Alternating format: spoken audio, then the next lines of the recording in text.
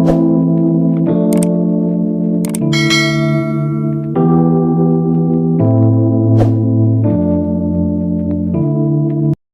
वालेकुम फ्रेंड, आज हम इस वीडियो में जेन ऑस्टन का बहुत ही इम्पोर्टेंट और famous novel pride and prejudice discuss करेंगे। तो फ्रेंड, हम सबसे पहले राइटर की बात करते हैं। जेन ऑस्टन एक इंग्लिश नॉवेलिस्ट थी। ये बेसिकली अपने मेजर 6 नॉवेल्स की वजह से जानी जाती हैं। प्राइड एंड प्रेजुडिस इनमें से एक है। जेन ऑस्टन 1775 यूके में पैदा हुई और 1817 यूके में इनकी डेथ होगी। हमारे पास इस स्टोरी में मेन करेक्टर हैं एलिजाबेथ बेनेट। ये हमारी स्टोरी की प्रोटैगनिस्ट हैं और पूरी नॉवल इस एलिजाबेथ बेस्ड है। ये इस नॉवल में हीरोइन है और बेनेट सिस्टर में दूसरे नंबर पे है। ये लड़की बहुत समझदार है, स्मार्ट है और अट्रैक्टिव होने के साथ साथ लोगों को समझने की भी सलाहियत रखती है। ये जो दूसरों को समझने की सलाहियत है, ये डर्सी को समझने में मात खा जाती है। अब हमारे पास दूसरे मेन कैरेक्टर हैं मिस्टर फिट्ज विलियम डर्सी। ये स्टोरी के बहुत ही इम्पोर्टेंट करेक्टर और दूसरे प्रोटैगनिस्ट हैं। सारी स्टोरी इन दो करेक्टर के बेस्ड है। अब हमारे पास आ जाते हैं mister Bennet and missus Bennett.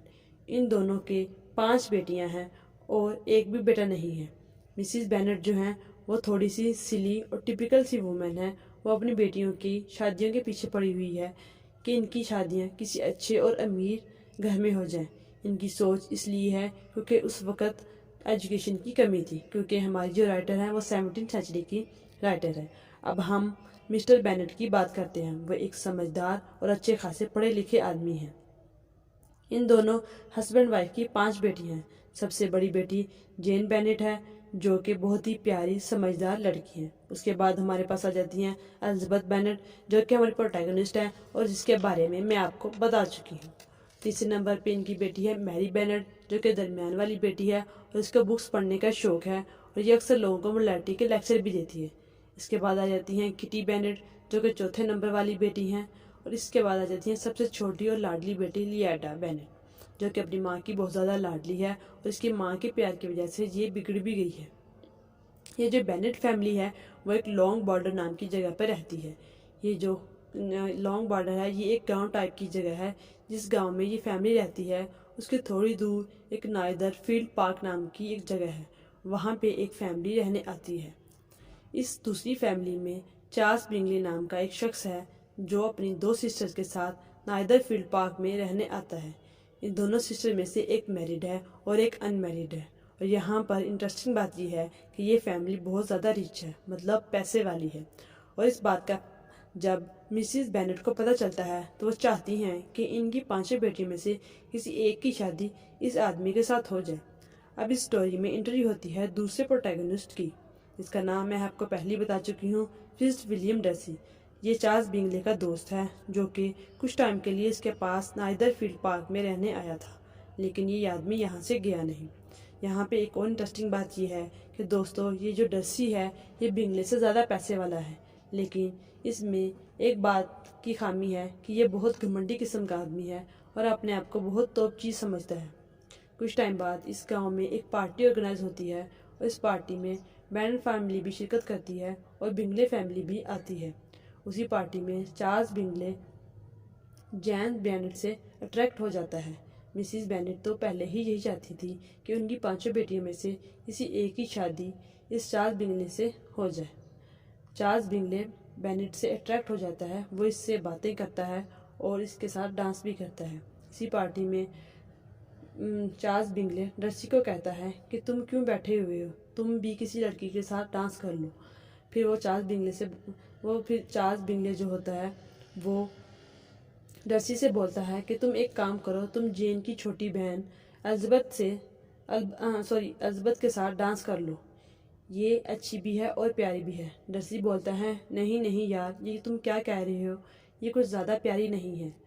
Darcy यहाँ पर अपनी प्राइड शो करता है। जब डर्सी ये बात कर रहा होता है तो एलिजाबेथ ये बात सुन लेती है और उसके दिल में ये बात बैठ जाती है कि ये आदमी बहुत ही घमंडी टाइप का है और वो इसे अच्छा नहीं समझती। अब चार्ल्स बिंगले जो है वो जेन बेनेट से अट्रैक्ट हो गया है और जो बिंगले की जो 2 सिस्टर हैं वो भी जेन बेनेट को बहुत पसंद करती हैं। वह समझती हैं कि ये इसके भाई के लिए सही लड़की है। वो दो सिस्टर जेन से इतनी अट्रैक्ट हो जाती हैं कि वो उसको डिनर पर इनवाइट करती हैं। अब जो बेनेट फैमिली है वो इस बात से बहुत खुश होती है कि उन्होंने इनकी बेटी को डिनर पे इनवाइट किया है, तो कोई ना कोई बात रिश्ते के लिए आगे बढ़ेगी। अब जब जेन डिनर पे जा रही होती है लिंगे फैमिली में, तो साथ अपनी छोटी बहन एलिज़ाबेथ बेनेट को भी ले जाती है। जब ये दोनों जा रही होती हैं तो रास्ते में बारिश हो जाती है, जिसकी वजह से जेम्स की तबीयत ख़राब हो जाती है। इस वजह से इन दोनों को ब्लिंगे फैमिली में एक और वीक रहना पड़ जाता है। इस दौरान चार्ल्स ब्लिंगे और जेन बेनेट के दरमियान नज़दीकें बढ़ती हैं, तो दूसरी तरफ एलिज़ाबेथ और डर्सी बेनेट एक दूसरे से जुड़े हुए होते हैं। स्पेशली एलिज़ाबेथ, वो ये समझती है कि डर्सी एक घमंडी और मगरूर किस्म का आदमी है, लेकिन कुछ टाइम बाद डर्सी एलिज़ाबेथ की तरफ थोड़ा थोड़ा अट्रैक्ट होना स्टार्ट कर देता हो जाता है। वो समझता है कि वो वैसी नहीं है जैसा वो समझता था। लेकिन स्टोरी में ट्विस्ट ये है कि चार्ल्स ब्लिंगे की जो दो सिस्टर्स हैं, एक मैरिड और एक अनमैरिड, जो अनमैरिड है वो एलिज़ाबेथ को पसंद नहीं करती। वो एलिज़ाबेथ को क्यों पसंद नहीं करती, उसका एलिज़ाबेथ के साथ क्या लेना देना है? उसका एलिज़ाबेथ के साथ लेना देना नहीं, बल्कि उसका डर्सी से लेना देना है, उसके भाई के दोस्त से, क्योंकि वो डर्सी को पसंद करती है। उसको लगता है कि डर्सी एलिज़ाबेथ को पसंद करता है, जिसकी वजह से उसे बुरा लगता है, इसलिए वो एलिज़ाबेथ को पसंद नहीं करती।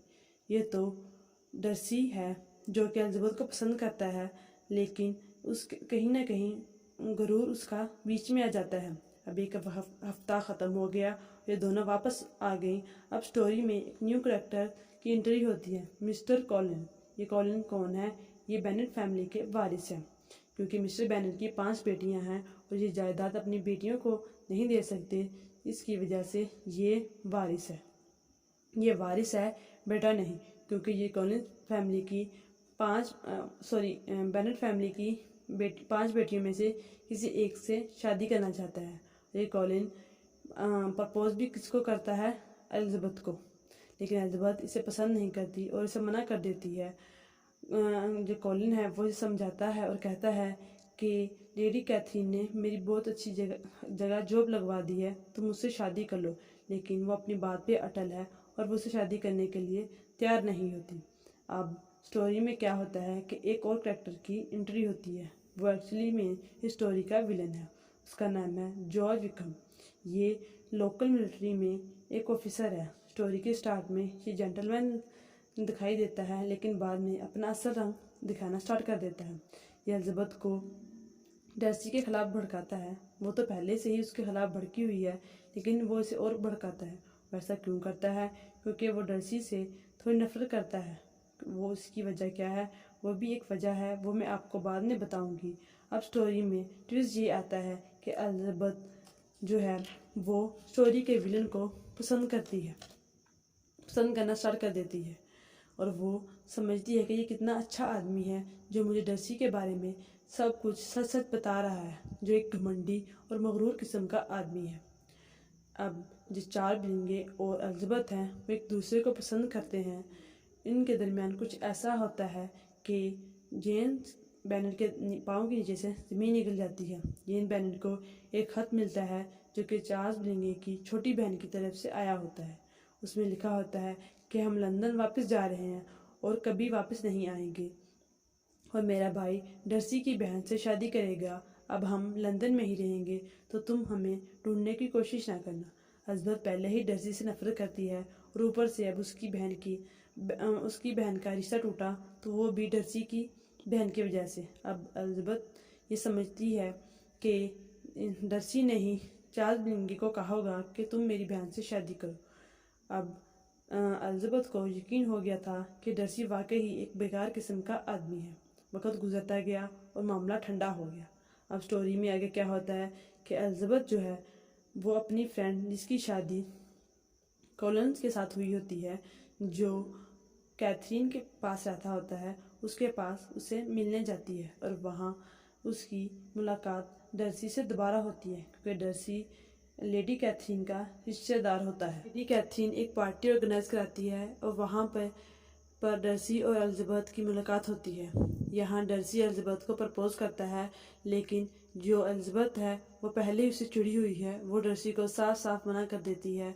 वो बोलती है कि तुम विक्रम की नौकरी खा गए और मेरी बहन का रिश्ता तुम्हारी वजह से टूटा है। तुम सही आदमी नहीं हो, तुम एक घमंडी किस्म के आदमी हो।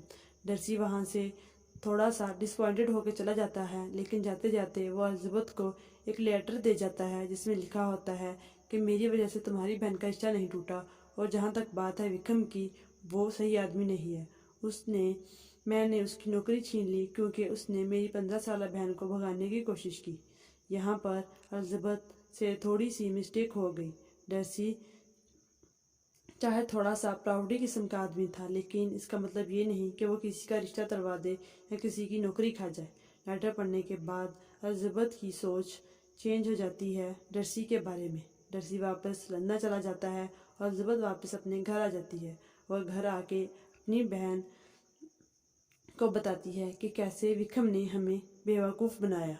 कुछ दिनों बाद इसके uncle aunty Mrs and Mr Gardner इनके घर आते हैं और वो एलिज़ाबेथ को अपने साथ घूमने ले जाते हैं। एलिज़ाबेथ और उसकी आंटी पेम्बरले हाउस नाम की जगह पर घूमने जाते हैं और बाय चांस वहाँ पे डर्सी भी घूमने आया होता है। जब उसे पता चलता है कि एलिज़ाबेथ अपनी अंकल आंटी के साथ घूमने आई हुई है, तो वो उनसे मिलता है और वो दोनों करीब आ जाते हैं, क्योंकि उन दोनों के ख्यालात एक दूसरे के बारे में चेंज हो चुके थे। और पीछे से बुरी खबर ये आती है कि उसकी सबसे छोटी बहन कैथरीन की विक्रम के साथ भाग गई है।